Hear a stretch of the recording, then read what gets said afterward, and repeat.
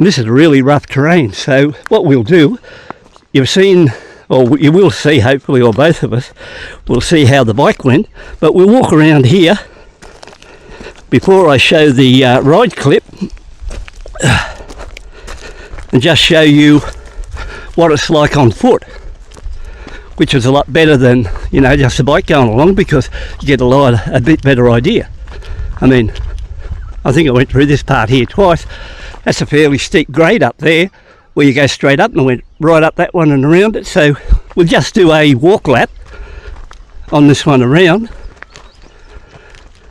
and you can see how rough it is. Had a small incident with the bike coming in. I forgot to turn off traction control and virtually had a bit of an incident, that rough section there. Once I turned off traction control and I had the, dare I say, full 20 horsepower, no drama there. And I am riding a Honda 350 GB road bike with off-road tyres. I'm not riding an off-road bike.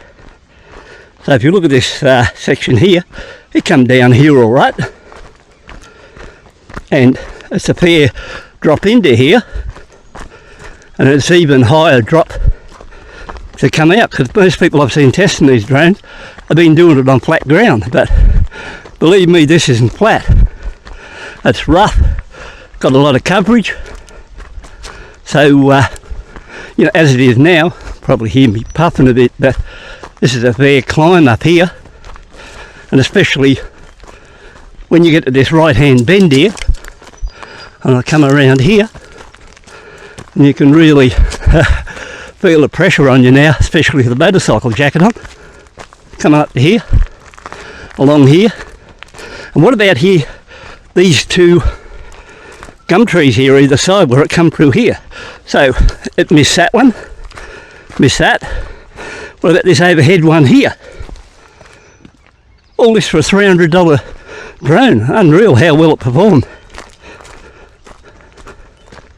Going back 1 year ago, I had a $3,500 Skydio, and I wasn't going to fly it because it was so erratic. And you might say Skydios don't cost $3,500. Well, they do if you have to buy one and import one to Australia, especially if you want the beacon. So here we are back into here. Geez, I tell you what, it's really stopped climbing here. So as you can see, the round trip, there's that mound I was on now. So it's a fair pile.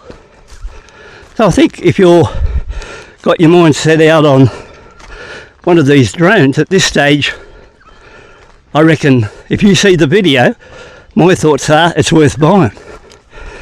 Naturally, if you wouldn't see the video, I'd reckon not worth your trouble, but no one will be any wiser. But my thoughts are, this stage, $300. I'm really impressed with the tracking.